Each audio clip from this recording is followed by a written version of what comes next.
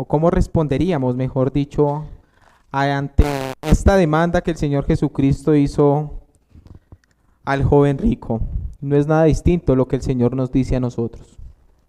Así que el Señor por su gracia me permitió realizar unas diapositivas y el título como nombre de esta predicación para terminar el día de hoy se llama con una pregunta: ¿puede salvarse el hombre? ¿Qué piensan ustedes? Mediten allí. ¿Creen que el hombre puede salvarse? Sí, ¿por qué no? Hoy vamos a dar respuesta exactamente a esa pregunta. Recordemos que en la anterior predicación el título era ¿qué debo hacer para obtener la vida eterna?, ¿verdad? Y vimos precisamente que el Señor le mostró qué es lo que debía hacer: renunciar a todo lo que tenía, aceptar el señorío de Cristo y entregarse completamente a Él. ¿En qué? En su misión, reconociéndolo como único y suficiente Salvador. Así que para dar una pequeña introducción, porque sé que hay personas invitadas, hemos venido viendo el Evangelio de Mateo, un recaudador de impuestos, la persona más odiada por la sociedad en su tiempo, alguien que nadie quería tener al lado porque era un traidor, era de lo más feito, de lo más basurita, lo más porquería que de pronto puedas entender. En ese orden de ideas, desde el capítulo 16 del Evangelio de Mateo, vemos cómo el Señor Jesucristo se enfoca en un grupo de personas en particular. No es en todos, se está enfocando en los 12 discípulos, en los que posteriormente serían los 12 ¿qué? Apóstoles. Les está enseñando lecciones acerca de la fe y la realidad de la vida, utilizando ejemplos cotidianos, naturales, a los cuales se veían enfrentados y con los cuales nosotros también podemos aprender demasiado.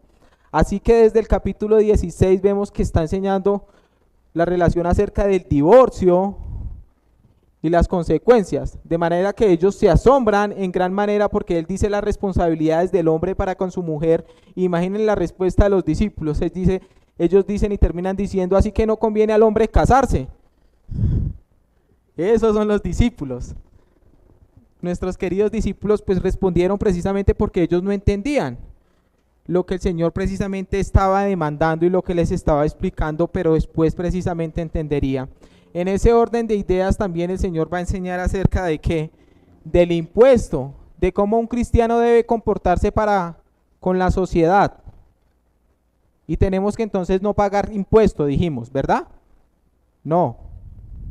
Debemos responder precisamente y sujetarnos ante las autoridades que han sido impuestas por Dios, ¿no? Como un ejemplo de qué, de integridad. Porque Dios no nos está diciendo, como ustedes pertenecen a otro reino, entonces a este reino no le paguen a este impuesto. No, al contrario. Pertenecemos al otro reino, pero precisamente siendo pertenecientes a ese reino debemos dar lo que nos corresponde. Y llegamos al capítulo 19 y es donde nos encontramos desde el versículo 16, ¿no? Donde vimos hace 15 días que se acercó al Señor Jesucristo un joven rico. Vino apurado, vino corriendo y vino con una actitud correcta. Vino a la persona correcta y con la pregunta indicada precisamente que hay algo que inquietaba su corazón. ¿Cuál fue la pregunta que él le dijo al Señor Jesucristo? Maestro bueno, ¿qué haré para heredar qué? La vida eterna. Y vimos que vida eterna es sinónimo de salvación. Para que lo tengamos claro, ahorita ya que vamos a ver algunas palabritas de pronto un tanto extrañas, pero lo que le estaba pidiendo el joven rico al Señor Jesucristo es: ¿qué debo hacer, Señor, Maestro bueno, para ser salvo? Y el Señor Jesucristo, ¿qué le responde? ¿Por qué me llamas bueno? Si bueno solo hay ¿qué? Uno. Mas si quieres, después de confrontar obviamente, le dice qué es lo que debe hacer para entrar en la vida. Dice: guarda los mandamientos. Y es sorprendente la pregunta y la respuesta que este joven da, ¿no? Le dijo cuáles, como si él no conociera en sí mismo todos los 613 mandamientos que tiene precisamente en la Mishpat, vimos hace 15 días. Pero él pregunta cuáles precisamente porque de pronto el Señor Jesucristo tenía una clasificación distinta a los que ya le habían sido enseñados, ¿verdad? De pronto un orden inferior y mayor de ciertos nombres. de ciertos mandamientos, perdón. Así que el Señor le dice, no matarás, ¿qué? No adulterarás, no dirás falso testimonio, honra a tu padre y a tu madre y amarás a tu prójimo como a ¿qué? A ti mismo. El Señor le da los más fáciles en cierta medida, los más posibles de cumplir en cierta medida. Y este joven da la respuesta y dice, sacando pecho, Señor, todo esto lo he guardado desde mi juventud. Y aparentemente sí, este joven no podía ser acusado de algún tipo de pecado en particular escandaloso.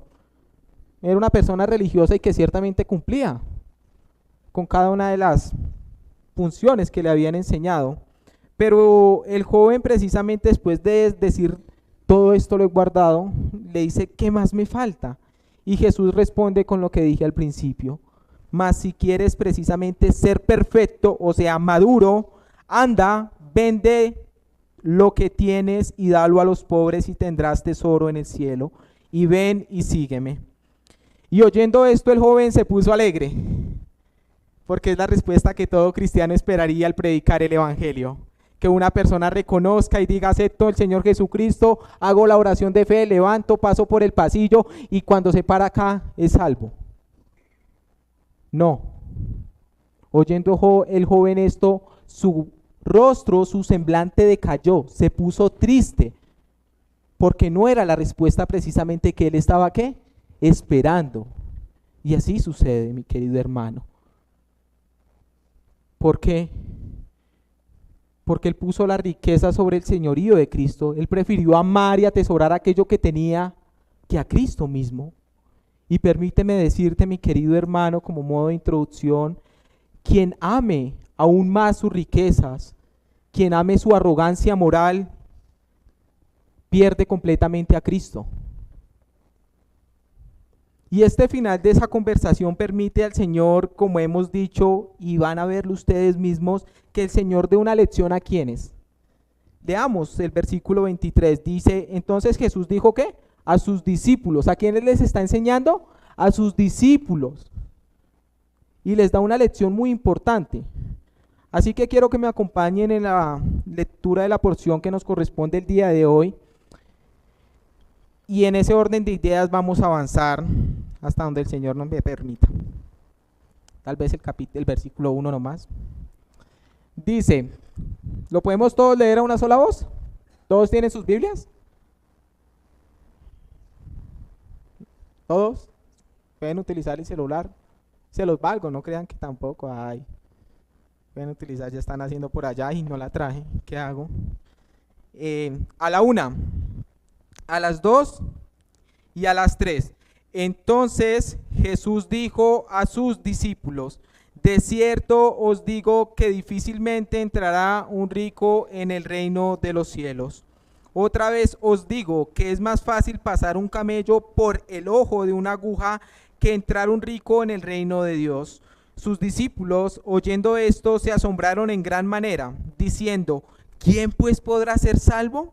Y mirándolos Jesús les dijo, para los hombres esto es imposible, mas para Dios todo es posible. Entonces respondiendo Pedro le dijo, he aquí nosotros lo hemos dejado todo y te hemos seguido. ¿Qué pues tendremos? Y Jesús les dijo, de cierto os digo que en la regeneración, cuando el Hijo del Hombre se siente en el trono de su gloria, vosotros que me habéis seguido, también os sentaréis sobre 12 tronos para juzgar a las 12 tribus de Israel. Y cualquiera que haya dejado casa, su hermano, su hermana, su padre o madre o mujer o hijos o tierras por mi nombre, recibirá, nótelo, 100 veces más y heredará ¿qué? La vida eterna. Pero muchos primeros serán postreros y postreros primeros. Oremos. Padre, te damos gracias, bendito Rey, porque en esta mañana, Señor, queremos atesorar tu palabra, queremos pedir, Señor, la guía de tu Espíritu Santo, Señor, que nos instruya, Señor, y nos dirija a lo que tú quieres, Señor, enseñar en esta mañana. Señor, ayúdanos, Señor, precisamente, y danos la gracia para aceptar, Señor, lo que tú quieres hablar al corazón del hombre, Señor. e incluso a los invitados, Señor, que se encuentren, a los corazones abatidos y tal vez aquellos que están precisamente gloriándose, Señor, y gozándose en cómo tú los has sostenido, Señor. Gracias te damos, Señor, porque creemos que tu palabra es la única y suficiente fuente de verdad, Señor, que precisamente nos muestra el camino correcto, Señor, hacia una vida verdaderamente de una relación genuina contigo. Gracias, Señor, por este hermoso y precioso pasaje, Señor. Ayúdame, Señor, y dame sabiduría ciertamente para exponer en este tiempo, en este espacio, Señor, ser fiel, Señor, no decir lo que yo creo, sino lo que tú crees, Señor, lo que yo pienso, sino lo que tú piensas, Señor, de manera, Señor, que consueles el corazón de muchos, Señor, y confrontes el corazón de otros. En tu precioso nombre hemos orado. Amén y amén. Así que la pregunta de esto, recuérdela, mi querido hermano, ¿puede el hombre salvarse? ¿Es posible que el hombre pueda salvarse? Vamos a dar respuesta a esa inquietud precisamente que tenemos muchos en nuestros corazones. De manera que los 3 puntos que vamos a ver en el día de hoy son los siguientes. Creo que los van a poder allí, si no, Pipe, me ayudas de pronto dándoles un control más allí, sobre la misma diapositiva. Uno de ellos es precisamente el obstáculo o el impedimento, mi querido hermano, para que el hombre se salve. Se encuentra eso desde los versículos 23 al 24.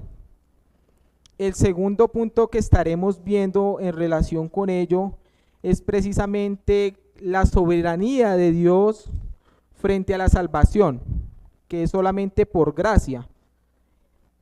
Y el tercer punto en relación precisamente con ello es las recompensas, lo que a todos nosotros nos gusta, lo que recibimos. ¿En razón de qué? De haber dejado y renunciado a todo. Así que en ese orden de ideas, el texto bíblico dice, entonces, nuevamente el Señor utiliza una expresión para llamar a sus discípulos, dijo a sus discípulos después de este incidente, recuerden, después de que el joven se haya ido y ellos mismos hayan sido testigos de lo que ocurrió en ese momento, él llama la atención mientras la palabra frecuente que él utiliza comúnmente, ¿no? Que es de cierto que os digo. Así que el Señor precisamente lo que les está diciendo es, oiga, presten atención porque lo que tengo que enseñar y decir ahorita es algo sumamente importante, es algo que tiene muchísima relevancia. Es asombroso precisamente cómo el Señor llama precisamente la atención de sus discípulos. ¿Cuántos de nosotros quisiéramos que nosotros a nuestros hijos cuando decimos algo nos presten atención? No. Los discípulos prestaron atención porque esto era importante y iba a cambiar precisamente la expresión de sus rostros incluso. ¿Por qué? Porque esta expresión precisamente los va a sorprender con la afirmación que él va a realizar. Después de llamar su atención y decir, de cierto os digo, ¿qué es lo que dice el Señor? Que difícilmente entrará un rico en el reino de los cielos. O sea, un rico no se puede salvar.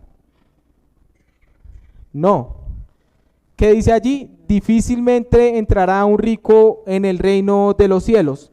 ¿Por qué el Señor hace este contraste frente a este joven que se había acercado y enseñándole? Porque los judíos tenían un pensamiento particular en su época y ellos entendían y habían sido enseñados que las riquezas eran sinónimo de la abundancia y del favor de Dios. O sea, una persona rica en ese tiempo quiere decir precisamente que decía que gozaba del favor continuo de Dios y que tenía una comunión con el Señor. Por esta causa el Señor hace esta aclaración. Por esta causa también ustedes ven que los fariseos, los escribas y fariseos querían enriquecerse a toda costa, al punto incluso de que le querían quitar lo poco que tenía una persona viuda. Estos eran unas personas completamente asombrosas. ¿Por qué? Porque ellos querían aparentar exteriormente delante de los demás que eran personas piadosas, que el Señor bendecía, que vivían continuamente apegadas al favor de Dios por la abundancia de ¿qué? De las posesiones y de los bienes que ellos tenían. Por tanto, ellos suponían, y quiero que nos metamos en el pensamiento, que entonces como soy una persona rica y abundo precisamente en las bendiciones, es mucho más fácil para mí entrar en la vida eterna, o sea, salvarme, que una persona pobre. porque ellos podrían ofrecer mejores sacrificios, tienen platica, se pueden ir a comprar los mejores carneros que estén vendiendo allí en la plaza, véndame y ofrecer los mejores sacrificios de expiación por su pecado. Y eso es lo que ellos creían y pensaban precisamente. Ellos eran arrogantes, eran egoístas. Y ellos pensaban que por la cantidad que daban, pero eso era una mentira, porque ellos daban siempre lo que les sobraba. Era más agradable delante de Dios. Y así podían heredar la vida eterna. Pero déjame decirte, mi querido hermano, que como vimos, las riquezas son el impedimento para que una persona rica se salve. Las riquezas de este mundo. ¿Por qué? Porque el Señor desde el comienzo de su ministerio enseñó que es necesario que para entrar en el reino de los cielos se necesita ¿qué? La pobreza en el espíritu. Mateo 5:3. Bienaventurados los pobres ¿en qué? En espíritu. Porque ellos ¿qué?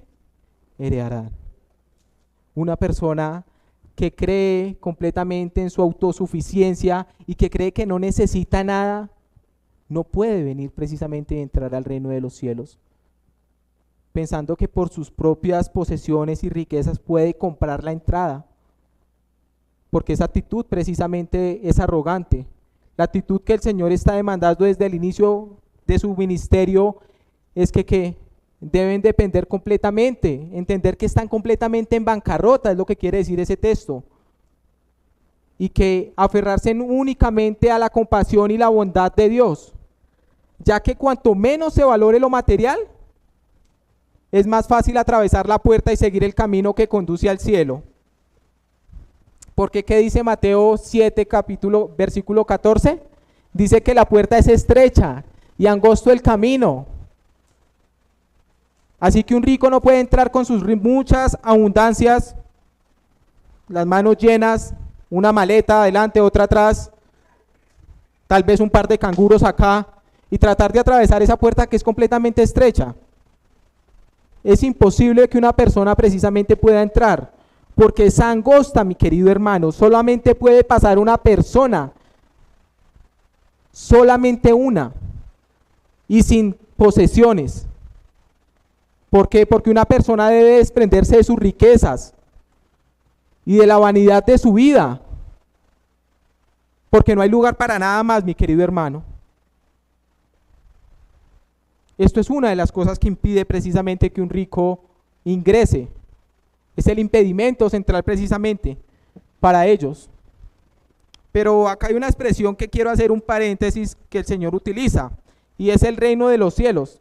Y yo quiero simplemente recordarles que el reino de los cielos hace referencia al gobierno misericordioso de Dios, es decir, la esfera donde Él gobierna.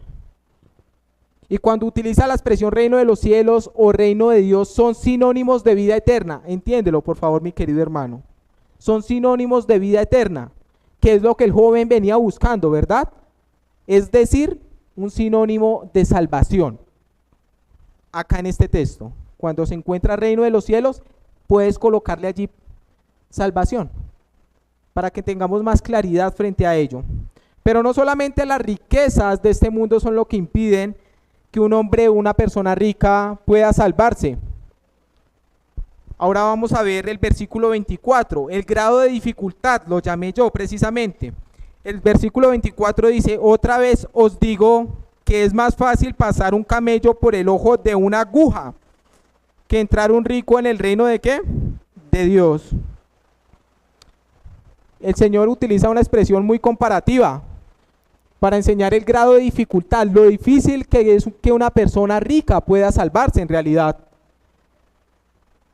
Y esta expresión precisamente cuando el Señor difícilmente se encuentra solamente 3 veces en el Nuevo Testamento. Una acá en el Evangelio de Mateo y las otras 2 se encuentran en los evangelios en paralelo, es decir, en Marcos capítulo 10 y en Lucas capítulo 18. Y así que para entender el grado de dificultad, no es que sea difícil, lo que el Señor está queriendo decir es que es imposible que una persona rica se salve. Es imposible. ¿Y esto se lo inventó Lucho? No, mi querido hermano. ¿Por qué el Señor está enseñando precisamente con otras palabras para dar completamente y plenamente el significado a los discípulos, para que ellos entiendan? Porque lo que está enseñando en el versículo 24 es lo mismo que dijo anteriormente en el versículo 23, sino que con otras palabras, para sacar la sustancia, como nosotros decimos, y que estos discípulos entiendan plenamente el significado de lo que Él está queriendo transmitirles. Así que Él dice otra vez, os digo que es más fácil que pasar un camello por el ojo de ¿qué? De una aguja. Así que usted tome ese animal que mide con sus jorobas 2 metros, yo soy chiquitico, por ahí tengo que tomar otro, bien gordito, con sus maletas, y páselo por el ojo de una aguja de coser. ¿Eso se puede? ¿Es fácil? No, es imposible, no se puede. Simplemente no se puede. Por eso simplemente el Señor está diciéndoles, es imposible que una persona y se vale el Señor de un dicho coloquial judío, que se encuentra en el Talmud, y que era una expresión probablemente persia, que en la original precisamente en la expresión persia dice que es más difícil que un elefante, imagínense, el animal más grande en Palestina pase, pero el Señor se vale del animal más grande que ellos conocían en su tiempo, en su época y en su entorno. Así que Él dice que es más difícil precisamente, o es más fácil, perdón, que un camello pase por el ojo de una aguja, que un rico entre en el reino de los cielos, o sea que se salve. O sea, el Señor les está explicando de una manera sencilla, mis queridos hermanos, algo notorio, que no tome la imagen y perdonen. Vaya, traiga un camello y trátelo, o un burro si quiere, con la carga que nosotros le metemos, o por allá. Trátelo de pasar por esa aguja de coser. Es algo notorio. Y me gustaría precisar, porque estuve leyendo algunos comentarios de algunas personas que ante la magnitud de esta hipérbole, o sea, esta exageración que el Señor usa en esta expresión, quieren modificar y forzar el texto y lo alegorizan, a tal punto de que ellos dicen de que se trata de una pequeña puerta en el muro, precisamente en las entradas de Jerusalén, que se llama aguja, ellos dicen, y por lo cual ellos manifiestan, y escucha bien, que un camello solo podría pasar de rodillas. Ustedes saben cómo los camellos precisamente se sujetan para descansar, ellos doblan sus rodillas, ¿verdad? Bueno, dice que solamente pueden pasar de rodillas y sin ninguna carga. De esta manera, estas personas que afirman esto concluyen que si un camello solo podía pasar de rodillas por el ojo de una aguja en el sentido de la puerta, así también un rico podría entrar en el reino mediante una multitud de súplicas y oraciones. Eso es lo que dicen ellos. Hacen la comparación. Como el camello, entonces, imagínense una puertica muy chiquitica. El camello puede pasar ahí de rodillas sin carga. Asimismo, de esta misma manera, un rico puede salvarse por la multitud de ¿qué? De sus oraciones y rogativas. Pero ¿sabes qué? El texto no te permite hacer eso. ¿Por qué?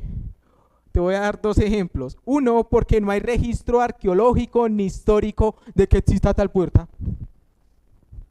Y la segunda te va a hacer reír, es que los judíos no son tontos. Los judíos no son tontos, no son personas tontas.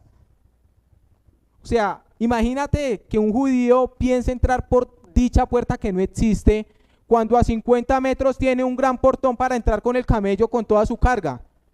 ¿No es lógico? Yo no he visto a la persona más tonta que pueda entrar por una puerta angosta cuando a 50 metros en serio tiene una puerta grande y puede entrar con el camello y montándolo y con toda su carga. Son 2 de las razones por qué este pensamiento y esta interpretación es incorrecta. Lo que el Señor está diciendo aquí es simplemente una aguja de coser. De la misma manera precisamente se refiere a un camello. Y el Señor no está presentando una dificultad, mi querido hermano, como algunos manifiestan. Está presentando una imposibilidad. Una persona rica no puede salvarse. ¿Por qué? Porque está precisamente impedido por nuestra propia naturaleza humana.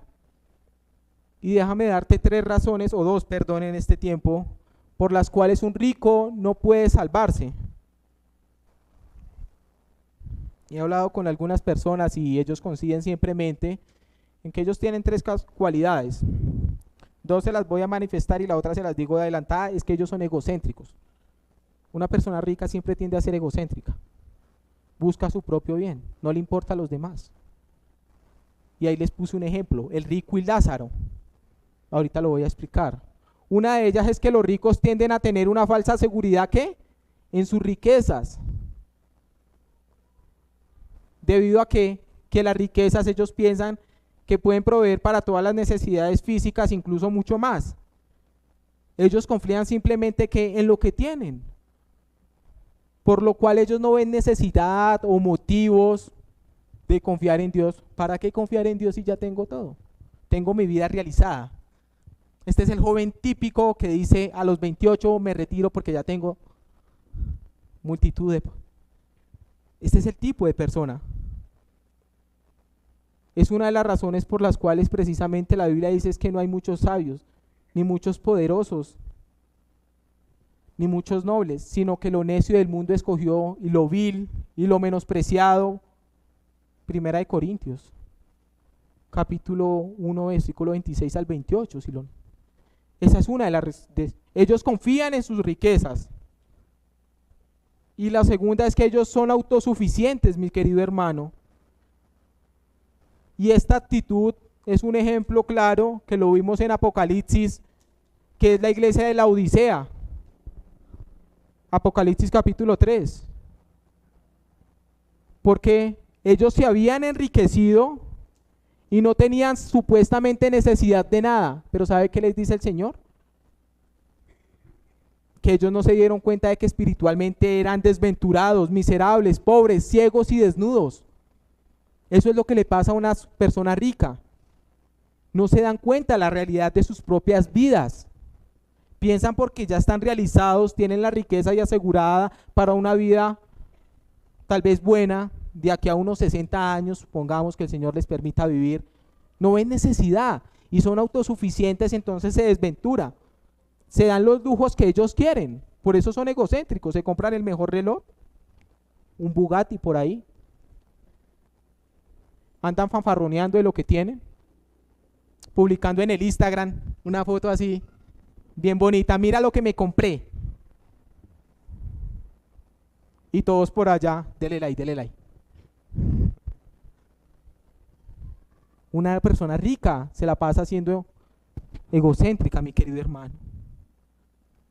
Por eso es sumamente difícil que un rico no ponga su confianza y su corazón en las posesiones que tiene, mi querido hermano. Y aquí el Señor Jesucristo desbarata todo sistema de autojustificación, todo sistema precisamente de jactancia, en el que el hombre pueda llegar a confiar para salvarse a sí mismo. Por eso es imposible que el hombre pueda salvarse. El hombre por sí mismo no se puede salvar. No hay nada que tú, mi querido hermano, y la persona más rica pueda llegar a presentar a Dios, incluso los mejores sacrificios que pueda hacerle agradable ante Dios. Hago paréntesis, sin Cristo en la ecuación. La persona más rica puede ir a presentarse, mi querido hermano, pero esto no le va a valer, mi querido hermano, porque sería una actitud arrogante. Esto es difícil precisamente, porque para acceder en el reino de los cielos se necesita una actitud humilde, de alguien que tenga mucho, precisamente entienda que no tiene nada, que le valga para justificarse delante de Dios.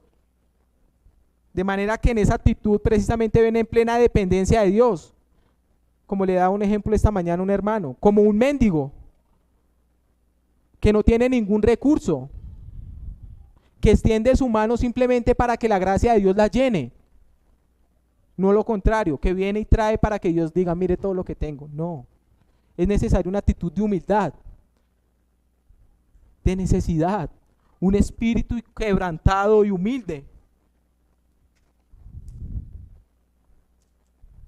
¿Por qué? Porque esta enseñanza no es contraria, mi querido hermano. El apóstol Pablo también le enseñó a Timoteo que debía confrontar a los ricos que posiblemente se habían convertido Y le dice en 1 Timoteo capítulo 6 versículo 17, a los ricos de este mundo manda que sean ¿qué? Ricos en buenas obras.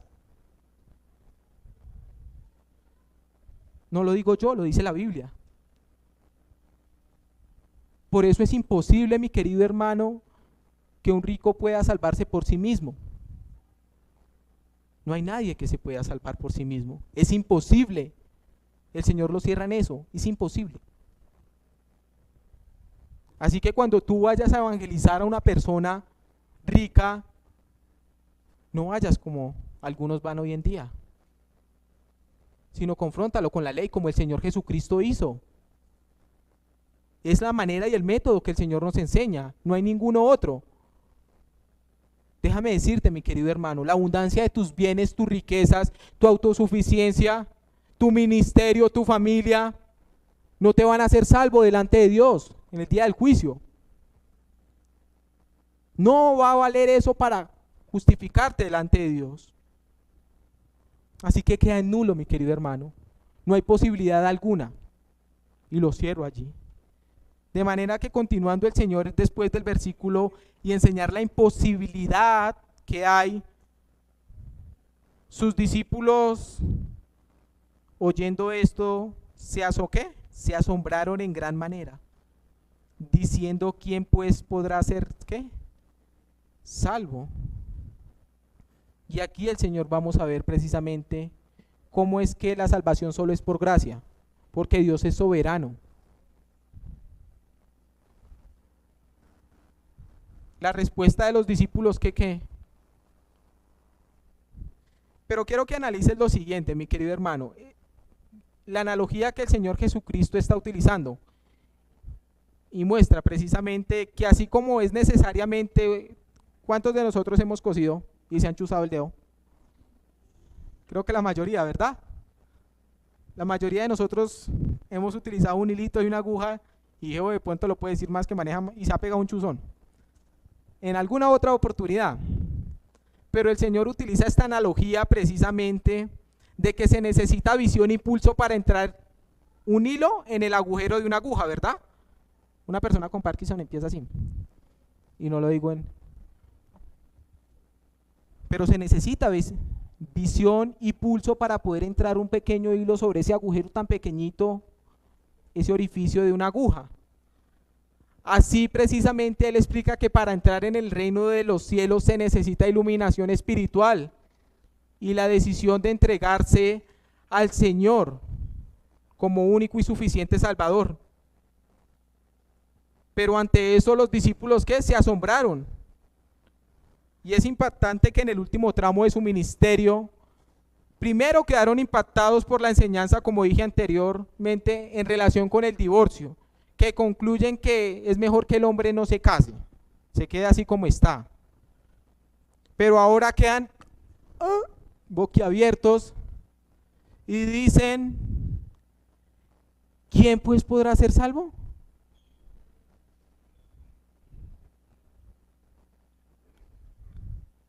Así que ellos se preguntan que si las cosas son como Jesús dijo, y esta es la razón precisamente por la que no se puede salvar una persona rica que era ¿qué? La que continuamente gozaba del favor de Dios, entonces ¿es imposible salvarse? ¿Quién pues podrá salvarse? Ellos se preguntan. Y acá deben tener presente continuamente, mis queridos hermanos, lo que ellos pensaban. Un hombre rico gozaba continuamente el favor de Dios. Eso es lo que ellos incluso habían recibido. Porque incluso las personas más pobres, incluso en la actualidad, quieren hacerse ¿qué? Ricas. Y entre más riquezas gozaba más del favor de Dios. Así que gocemos, hagamos esto, lo otro. En ese orden de ideas, para el pensamiento de ellos era imposible completamente salvarse. Si un rico no se puede, imagínese un pobre. ¿Qué puede venir a ofrecerle al Señor?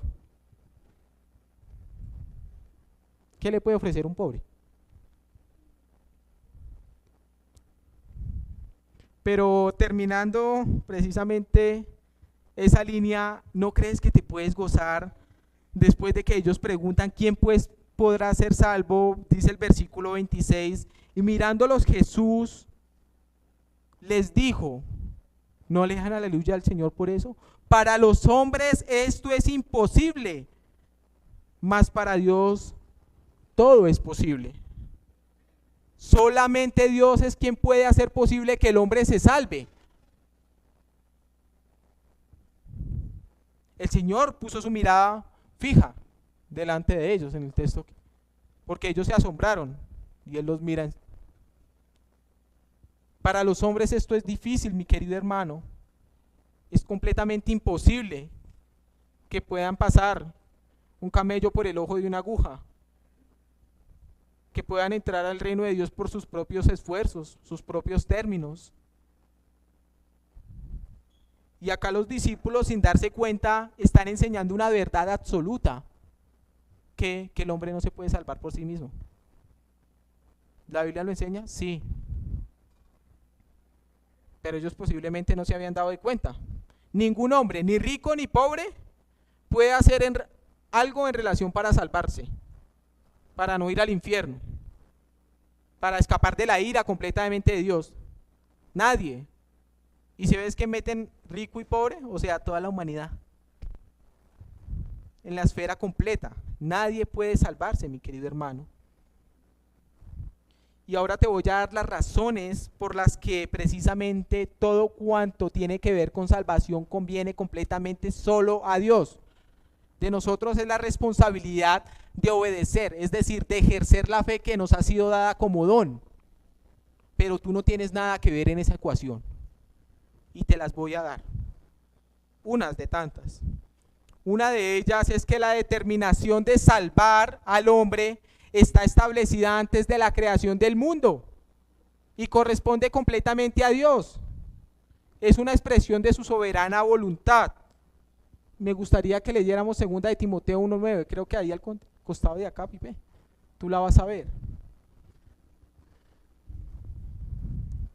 Dice 2 de Timoteo 1:9, quien nos salvó y nos llamó con llamamiento santo. Escucha, no conforme a nuestras obras, sino según el propósito suyo y la gracia que nos fue dada en Cristo Jesús antes de los tiempos de los ¿qué? De los siglos. ¿Ahí ve el nombre suyo? ¿Ahí ve el artículo Lucho? ¿Ahí ve el artículo de su nombre? No, Dios determinó que antes de la creación decidió precisamente que salvar al hombre. La segunda es que la ejecución de ella en el tiempo histórico de los hombres, enviando a su Hijo al mundo bajo su encarnación, ministerio terrenal y su muerte, obedeció al determinado consejo de Dios. Como lo ves, y yo solamente coloqué Gálatas 4:4-5, se los voy a leer. Pero cuando vino el cumplimiento del tiempo, Dios envió a su Hijo, nacido de mujer y nacido bajo la ley, para que redimiese a los que estaban bajo la ley a fin de que recibiésemos la adopción de hijos. A Dios no le sorprendió. En el determinado y preciso momento, Él envió a su Hijo, nacido de mujer, nacimiento virginal, que era necesario para que representase y se fuera semejante en todo a nosotros. Pero no solamente es ese texto, te voy a dar otros por si quieres ir y examinarlos, y me gustaría que lo hicieras. Uno es Isaías 53:10. El otro es Juan capítulo 3 versículo 16, que ya todos lo conocemos, o la mayoría. Y el último precisamente es Primera de Pedro capítulo 1 versículo 18 al 20. ¿Los anotaron? Yo sé que esto es difícil de entender, pero quiero que me sigan.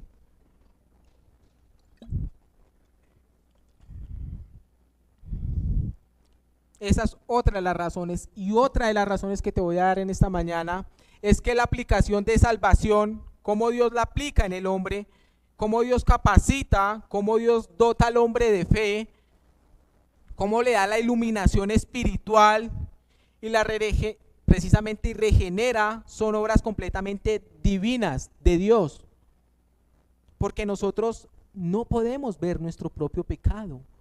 ¿Sabes qué fue lo que hizo Dios? Como ese buen amigo, vino, imagínate que tú tienes una mancha en tu ropa. Vino el amigo, este es el caso del Señor Jesucristo, y nos puso un espejo y nos ayudó a ver esa mancha que nosotros no percibíamos. Y ese espejo es la palabra de Dios.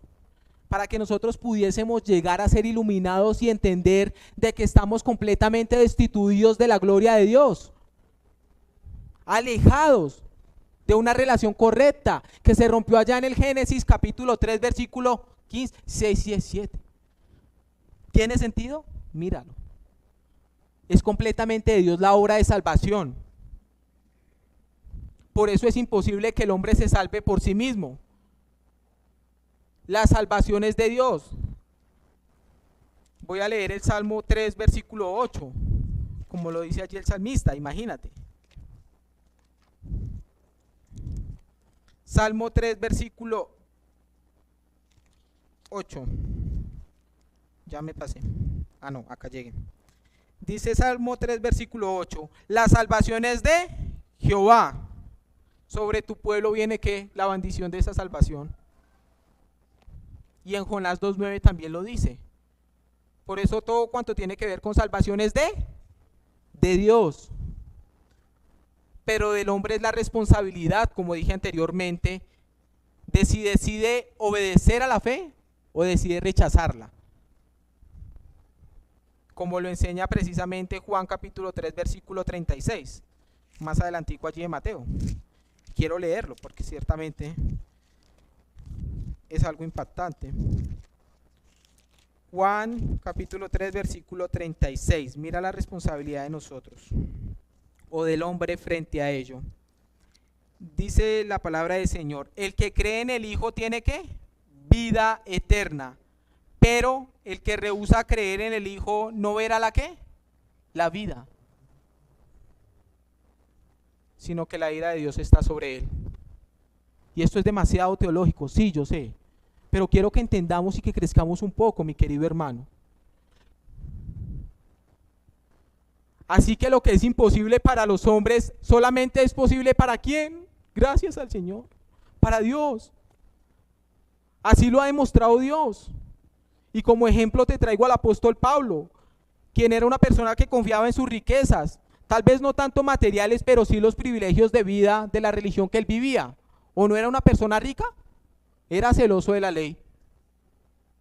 Benjamita, de la tribu de Benjamín. No sé cuál sea el gentilicio ahí para eso, perdonadme ahí. Alguien que se podía jactar, claro, estaba matando a los cristianos. Era una persona completamente rica. Como enseña en Filipenses 3, me gustaría si lo podemos proyectar, capítulo 3, versículo 4 al 6. ¿Por qué? Pero cuando precisamente se encuentra y tiene un encuentro con Dios, quien había determinado salvarlo, lo derribó camino ¿a dónde? A Damasco. Y no solamente física, sino espiritualmente. Le mostró su pobreza, su miserableza delante de Dios.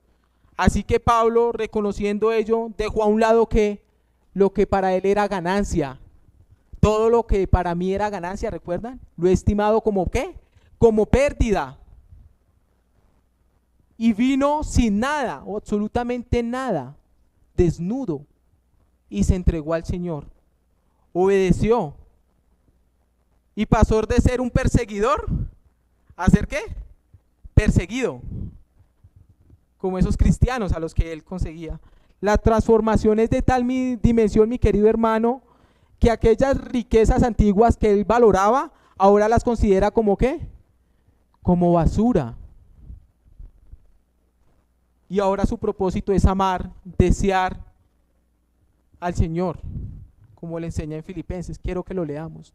Aunque yo también tengo de qué confiar en la carne, si alguno piensa que tiene de qué confiar en la carne, yo más. Circuncidado al 8º día, del linaje de Israel, de la tribu de Benjamín, hebreo de hebreos, en cuanto a la ley, fariseo, en cuanto a celo, perseguidor de la iglesia, en cuanto a la justicia que es en la ley, irreprensible. Versículo 7. Pero cuantas cosas eran para mí ganancia, las he estimado como pérdida por amor ¿de quién? De Cristo. Lo que es imposible para ti solo es posible para Dios, mi querido hermano.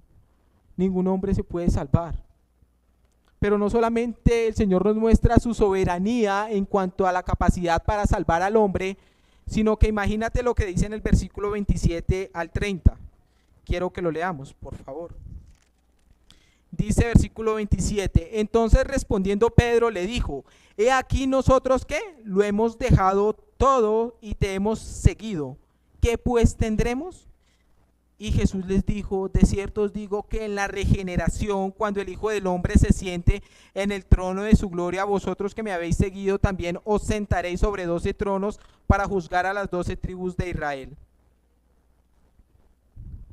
Las bendiciones que Dios da precisamente, mi querido hermano. Los discípulos comprendieron, incluso antes de ¿qué? De la cruz. Ellos habían entendido el mensaje que había sido proclamado en las Santas Escrituras por medio de los profetas, que el hombre no se puede salvar por sí mismo, sino solamente la gracia de Dios hace posible ello. Y Pedro, nuestro querido Pedro, en representación de los 12, le respondió, nosotros hemos dejado ¿qué? Todo. Hemos venido bajo tus condiciones. Nosotros abandonamos nuestros trabajos, dejamos las redes, nuestro puesto de cobrador de impuestos y hemos venido sin nada. Hemos venido como tú pides, Señor. Hemos dejado nuestras propias familias, nuestros amigos. Hemos dejado absolutamente todo y nos hemos sometido a tu señorío. Así que, ¿qué pues tendremos? ¿Calificamos tal vez, Señor, para entrar en tu reino? Es una buena pregunta. Muchos la llaman arrogante. No, no es arrogante, mi querido hermano.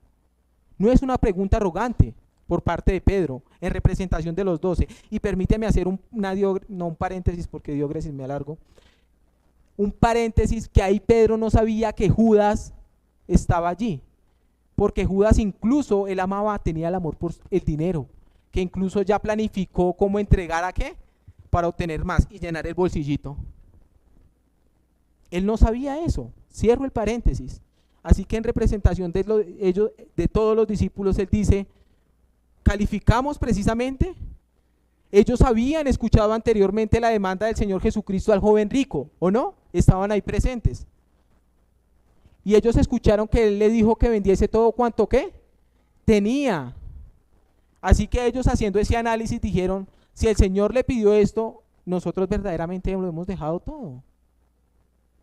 Es decir, en el sentido de que estimaron más el amor hacia Cristo y su fidelidad hacia Él que sus propias ¿qué? Posesiones, sus propias riquezas. Lo dejaron todo, se fueron a seguir al Señor Jesucristo. Y Pedro quería saber qué debían esperar, qué el Señor les daría por seguirlos. ¿Y sabes qué, mi querido hermano? Esta pregunta no es arrogante, porque el Señor Jesucristo nos enseñó a calcular el precio. ¿Se recuerdan en Lucas 14, versículo 28 al 33? ¿Lo podemos proyectar, por favor? Ese no lo tengo allí. Lucas capítulo 14, mira por qué la pregunta no es arrogante, versículo 28 al 33.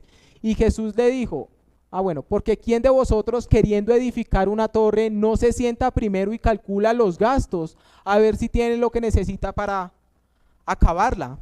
Así que no es arrogante, mi querido hermano, el que Pedro esté preguntando qué pues tendremos por haber hecho esto. Y él recibe la misma respuesta del Señor Jesucristo, que da a entender que nunca, escucha bien, ha llamado a nadie para que le siga, que no tenga para él mayores bendiciones que superan en todo lo que la persona dejó. Superan en todo. Son muchas mayor las bendiciones que Dios tiene para aquellos que han renunciado, dejar todo por amor de Cristo. Y esto nos da aliento, mi querido. Porque si el seguidor de Jesús se esfuerza precisamente con la fuerza que Dios le provee para alcanzar el premio de una corona incorruptible, primera de Corintios capítulo 9 versículos 24 al 27, y si seguimos la meta donde se obtendrá el premio del supremo llamamiento de Dios, Filipenses 3:14, no hay prohibición alguna en la Biblia que impida que el creyente fiel pregunte al Señor con humildad, ¿qué pues tendremos? Y esto no se trata de egoísmo, sino de renovar nuestra esperanza. que permita precisamente seguir el camino a pesar de las dificultades, como recordábamos esta mañana, a pesar de las luchas, a pesar de las lágrimas, porque nos permite ver que disfrutaremos en la gloria eterna, nos permite deslumbrar un poco, y esto no da. O dígame cuántos de nosotros, ante los quebrantos, las aflicciones, las lágrimas, los sinsabores de la vida y otras muchas angustian, frente a esta promesa que podemos preguntarle al Señor y Él nos responde por medio de la Biblia, no van produciendo cada día más un excelente peso y eterno peso de gloria? Por eso, ante las aflicciones tú tienes que ir y preguntarle, Señor, y creo que podrás y tener la fuerza necesaria para sobrellevar esa situación. Pero no solamente allí, sino que el Señor les va a vislumbrar algo escatológico, algo en relación con el fin de los tiempos, porque Él les va a mencionar la recompensa futura, versículo 28, y Jesús les dijo, de cierto os digo, o sea, en verdad os digo, que en la regeneración, y leí comentarios también milenialistas de personas que no creen en el gobierno del Señor Jesucristo durante los 1000 años, no voy a burlarme por respeto, pero no cabe, mi querido hermano, porque la Biblia es explícita en esto. Durante la regeneración se está refiriendo a un evento futuro.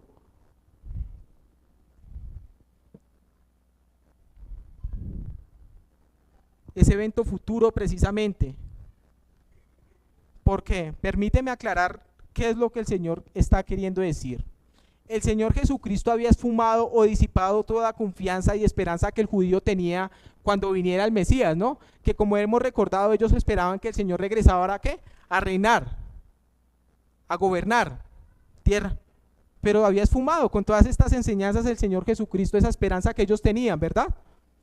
Así que ellos ya no tenían esperanza de ser sus colaboradores para ese reino, en la administración precisamente de ese reinado dentro de la tierra. Cuando el Mesías se sentara en el trono de David y gobernara el mundo entero. Esta manifestación es futura, mi querido hermano, del reino de los cielos, y es compromiso completamente de Dios, especialmente con la nación de Israel. Todas aquellas promesas que incluyen, me tomé el atrevimiento de colocártelas algunas como ejemplo, y entre las cuales se incluyen el reino futuro de los cielos en la tierra, estará en las manos de la persona divina humana que es el Hijo del Hombre, es decir, el Señor Jesucristo. Ya encontrarás los textos que te estoy relacionando a continuación. En ese mismo precisamente tiempo se cumplirá el pacto establecido por Dios con Abraham y su descendencia en promesas de tierra y bendición. Será cumplido. Y también se cumplirá el pacto de David o con David en relación con su trono y la casa real. Serán cumplidas solamente en el milenio por el Mesías, mi querido hermano. Todas estas promesas, quiero que entiendas, se cumplirán allá en Apocalipsis 20. Apocalipsis 20.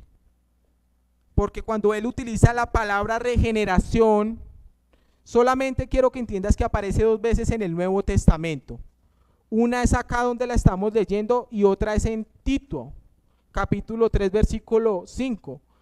Que hace referencia precisamente al nuevo nacimiento y la regeneración espiritual que sucede en el creyente. Pero el Señor Jesucristo aquí no se está refiriendo a eso. Noten el texto por ustedes mismos.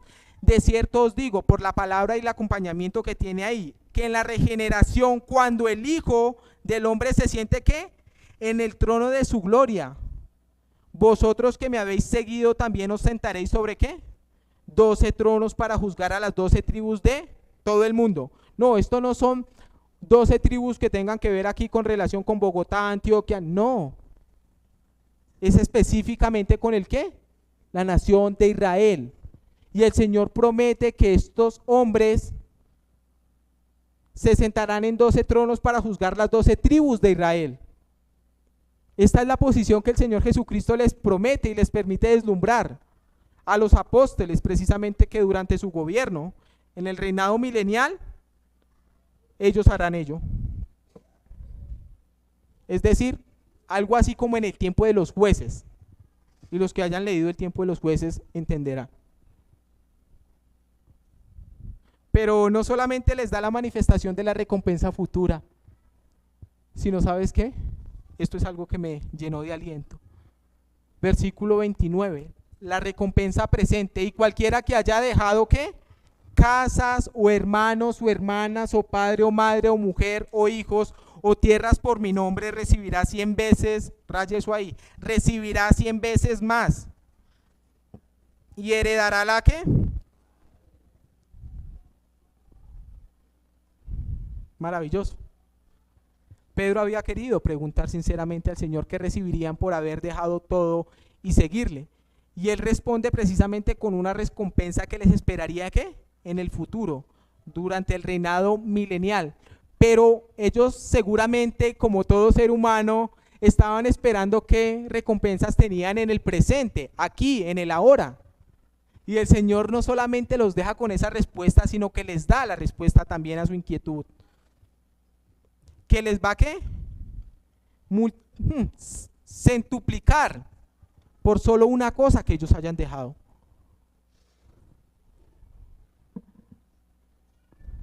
Recibirán centuplicado todo lo que hubieran podido dejar para seguirle.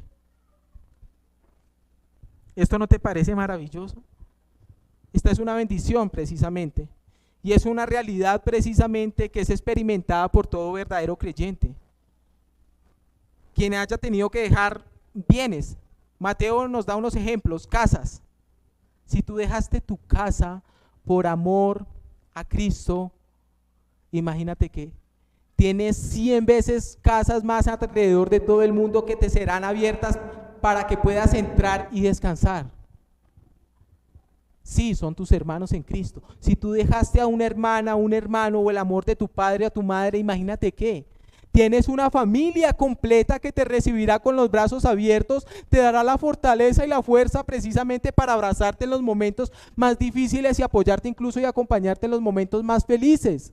Esto es asombrosamente lo que el Señor está queriendo decir acá. No hay nada precisamente que supere lo que el Señor nos da con creces, mi querido hermano. Y aquí no se refiere, mi querido hermano, que lo veremos más adelante, al descuidar precisamente nuestras familias, porque el que no provee para los suyos es peor que una persona incrédula. Eso lo veremos más adelante. Lo que el Señor está diciendo precisamente es que debemos sacrificar el amor ¿a qué? A lo que más atesoramos, y dejar que el amor por Él sea ¿qué? Mayor, superior. Y vimos en la anterior predicación que las riquezas son distintas para las personas. Para algunos es más difícil alejarse de la fama y el poder, para otros de la familia, para otros de sus trabajos, para otros de su propio ministerio, que se vuelve un ídolo, sus hijos. Pero el Señor te promete que recibirás 100 veces más. Eso es lo que yo he recibido. Una multitud de hermanos que me reciben a donde quiera y me abren sus puertas para poder descansar. Me abren sus brazos para decirme te amo y te entiendo. Y eso es lo que todo cristiano que renuncie a las cosas de este mundo recibirá. Pero después de prometer estas bendiciones, incluso terrenos, escuchen bien, el Señor dice que heredaremos ¿qué? La vida eterna. Seremos salvos, mi querido hermano. Y te tengo una buena noticia para ti que crees que puedes perder la salvación. Si lo crees, no se podrá. Porque Dios ha prometido que heredarás la ¿qué? La vida eterna. Aun cuando tengamos que sufrir por un breve tiempo. Ya que la vida eterna no se gana precisamente por padecer persecuciones o pérdidas materiales, sino solamente por la fe en, no los escucho, en Cristo. Porque las aflicciones son la confirmación de la verdadera fe. Y el Señor Jesucristo concluye en el versículo 30, pero muchos primeros serán postreros y postreros van a ser postres, dice por ahí alguno. Tal vez.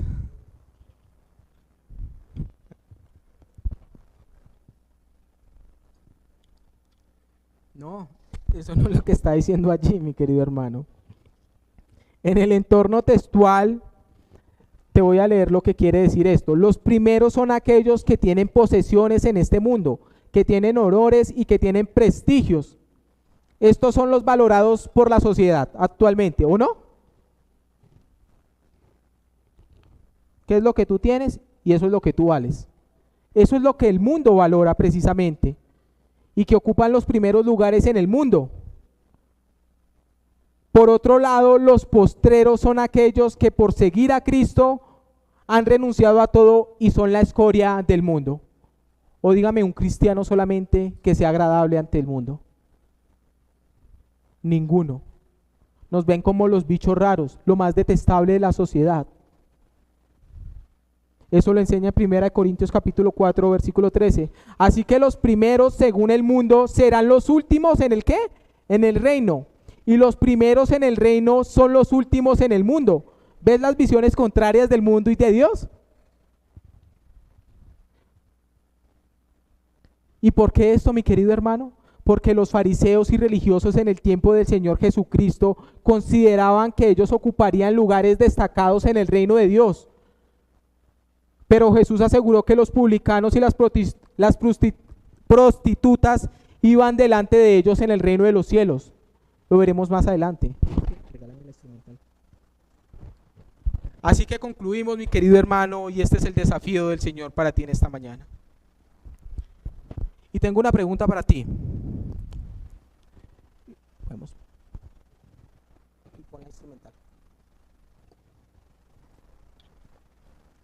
La pregunta es, ¿qué es lo que impide que vengas a Cristo? ¿Qué es lo que está ciertamente siendo tropiezo? Recuerda, mi querido hermano, las riquezas son distintas para todos. Las que son para ti no pueden ser las mismas mías. Pero tú tienes que entender que debes renunciar completamente a todo ello. ¿Por qué? Porque como lo dice allí en esta frase, léela, ¿renuncias al mundo y ganas a Cristo? ¿O ganas al mundo y pierdes a Cristo? Es simple, pero sé que es difícil. ¿Y cuántos de nosotros estamos dispuestos a entender de que el Señor Jesucristo te está llamando? ¿O dejas que todo y me sigues? ¿O te quedas con eso y me pierdes? Te lo digo por amor. No te aferres al ministerio, no te aferres a la familia, no te aferres a tus posesiones. Aférrate única y completamente a Cristo, quien es que te puede salvar.